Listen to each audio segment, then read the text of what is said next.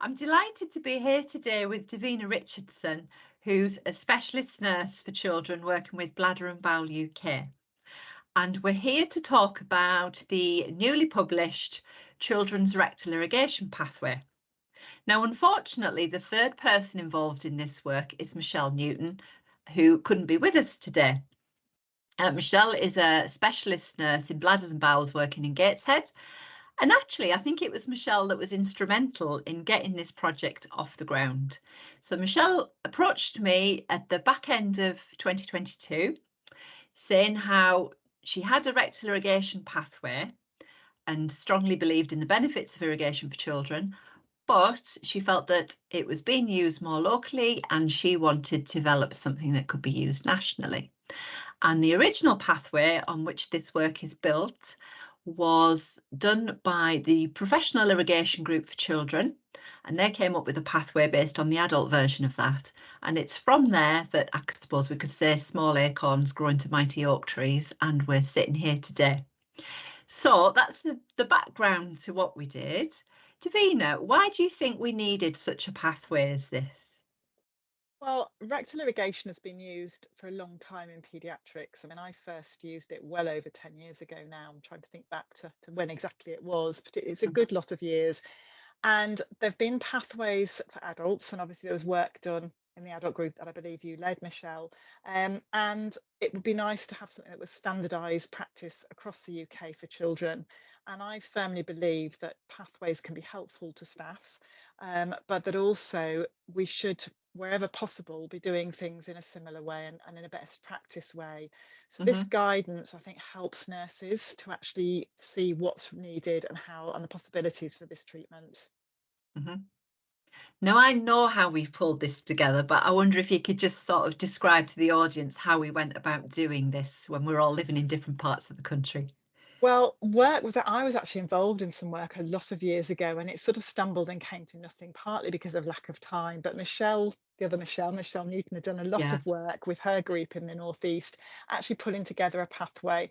But she felt that we shouldn't be reinventing the wheel across the UK, something that I think you and I both agree with. Oh, absolutely. So she came to you initially and then to me and said, could this be something that we could look at getting published as a national piece of work? So we looked at it and we spent quite a lot of time pulling it apart and putting it back together again. And there was a lot of work that we did as a group of 3.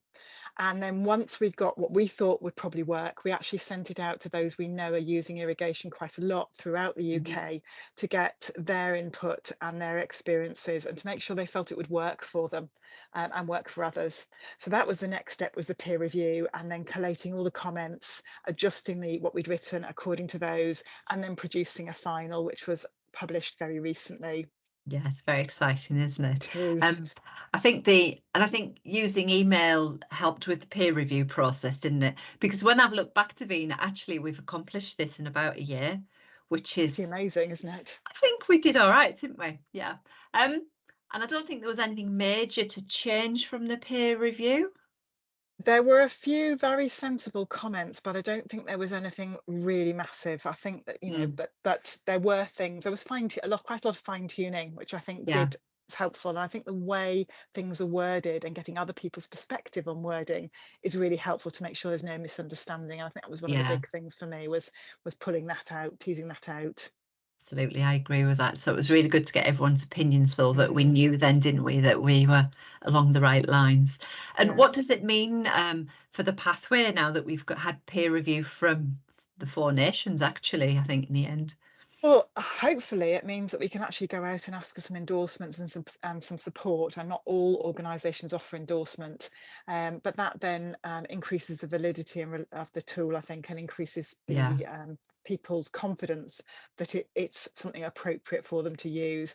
And I think it's much easier if you'll start doing something for the first time as a nurse, particularly as a specialist nurse, where we work more on our own very often, to actually have a piece of guidance there to support what we're doing is actually very reassuring and very helpful. Yeah, I think Michelle Newton commented on that as well, how, you know, for all those people that are out there working on their own, they don't have a team of people, then it's great, isn't it, if you've got something that's like national guidance to follow. Absolutely. Yeah. And I think So the evidence base is still quite restricted when we're using it for chronic constipation. It's growing, but it's not as extensive as the evidence base for the children with neuropathic bowels. And yet we know that it's really, really useful. So to have this yeah. guidance there when the evidence base isn't quite so extensive is I think also helpful. Yeah, brilliant. So Davina, I think you should put our listeners or those people watching us as well out of the misery. Tell us what's in the actual pathway then. What's in it that's going to be useful for those healthcare professionals? Well, hopefully it will all be useful for healthcare professionals. I mean, I think the first thing to say is that there is a disclaimer at the start that, you know, it's designed to support professionals, but actually individual assessment is really, really important. There's then an introduction with some references for the work that has been done, the evidence base that is there. And then it actually goes through the steps that you'd want to undertake when you're considering rectal irrigation for a child. So when would you think about it? What are the contraindications and the cautions for it? How would you go about introducing it? And then what steps do you actually need to go through to that first introduction? Then it looks at what should be done at the initial review and subsequent reviews. And then also it goes over how to actually consider weaning irrigation. So that's all set out in a pathway. And then there's actually assessment forms that healthcare professionals can actually go through and use as a ticky box if they want to support them, but there's also space for them to actually write their supporting notes as well. So it makes the whole process really easy, or hopefully easy and straightforward, and it makes the documentation more straightforward as well.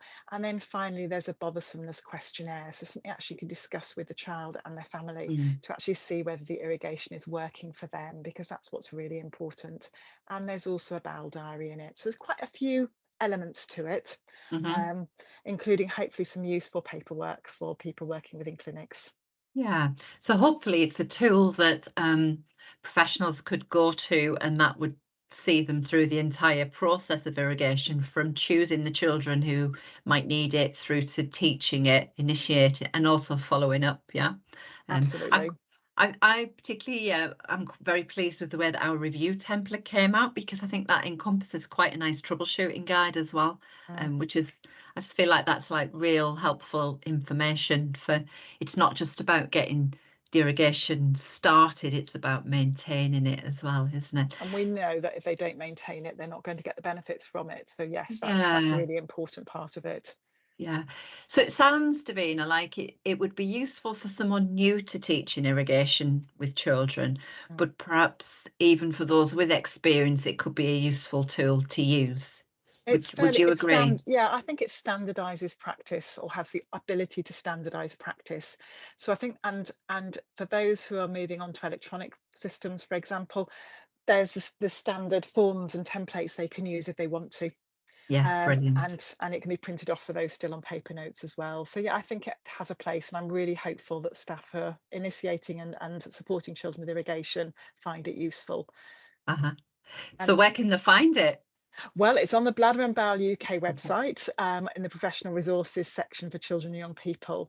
And as always, we'll be reviewing it within the next couple of years. So if anybody's got any comments or suggestions, we'd be really happy to hear from them. That's brilliant. Any further steps to take with it? Any other thoughts of where people are going to hear about it in the coming months? Well, hopefully they'll hear about it at the Bladder and Bowel UK National Symposium in March. We've actually got a session on how it was developed, alongside lots of other interesting education as well. And we'll be sending it out to us for endorsements in the next few weeks too. So hopefully it'll be appearing in other places as well. Brilliant. Thank you, Davina. Thanks very much. And thanks very much for listening, everybody. Thank you, Michelle. Thanks.